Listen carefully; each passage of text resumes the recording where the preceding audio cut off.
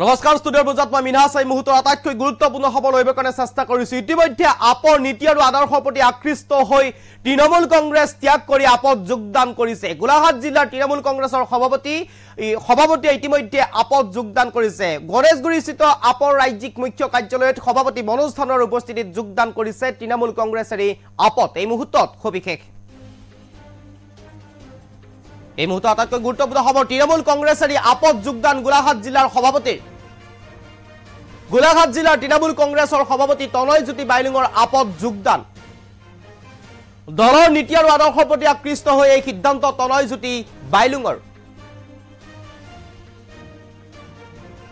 Up অসমৰ ৰাজ্যিক কাৰ্যালয়ত সভাপতি মনোজ ধানৰ উপস্থিতিত যোগদান বাইলুঙৰ।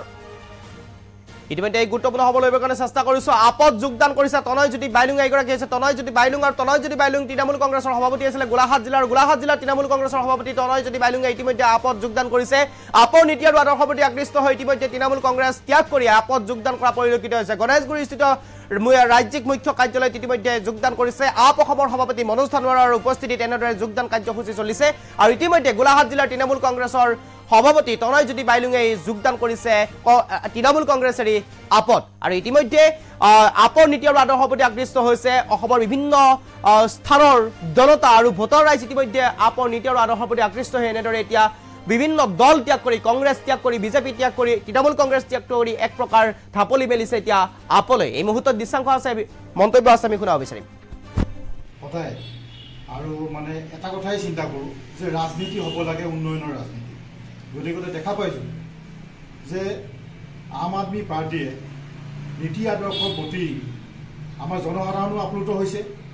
আমি কৰ্মী হিচাপে বিভিন্ন ৰাজনৈতিক দলত আমি আছোঁ, আমিও চাই আছিলোঁ যে এটা উন্নয়নৰ ৰাজনীতিৰ দল থাকিব লাগে অসমত আৰু হ'ব লাগে।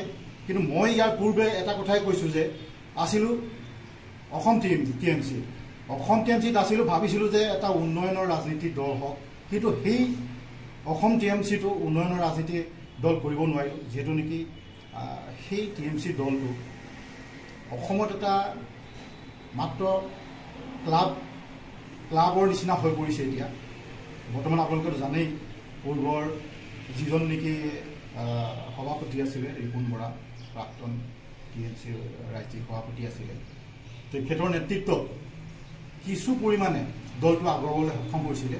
কিন্তু তেখেত যোৱাৰ পিছৰ পৰাই সন্মানীয় ৰাজ্যসভাৰ সাংসদ সুস্মিতা দেৱৰ নেতৃত্বত দলটো একেবাৰে সংকুচিত হৈ পৰিলে। আৰু আমাৰ কৰ্মীসকল সেইকাৰণে প্ৰায়ভাগেই মানে ৰিজাইন মাৰিবলৈ আৰম্ভ কৰি দিছে। আৰু বৰ্তমান এতিয়া নায়েই অসম টিএমচি বুলিবলৈ একোৱেই নাই, মানে কোনো ফেক্টৰে হৈ পূৰ্ণ নকৰে। গতিকে সেইকাৰণে আমি সকলোৱে আলোচনা কৰিছোঁ। মই গোলাঘাট ডিষ্ট্ৰিক্টৰ প্ৰেচিডেণ্ট হিচাপে আমি সকলো স্তৰৰ গোলাঘাট জিলাৰ সকলো স্তৰৰ সমিতিৰ লগত আলোচনা কৰিলোঁ যে আমি এতিয়া ক'ত যাম। যে আজি যে মই জইন কৰিছোঁ সেইটো নহয়, আজি যে আপত মই অকল জইন কৰিছোঁ সেইটো নহয়, ডিষ্ট্ৰিক্ট প্ৰেচিডেণ্ট হিচাপে মই জইন কৰিছোঁ সেইটো নহয়। মোক তেখেতসকলে পঠিয়াইছে প্ৰথম পৰ্যায়ত। ইয়াৰ পৰৱৰ্তী পৰ্যায়ত ডিষ্ট্ৰিক্টত জইন হ'ব। আমাৰ ডিষ্ট্ৰিক্ট ইউথ কমিটি আছে, ডিষ্ট্ৰিক্ট মহিলা সমিতি আছে, ব্লক সমিতি আছে, মণ্ডল সমিতি আছে, বুথ সমিতি আছে। এই সকলোখিনি পৰ্যায়ক্ৰমে এই আপত যোগদান কৰিব।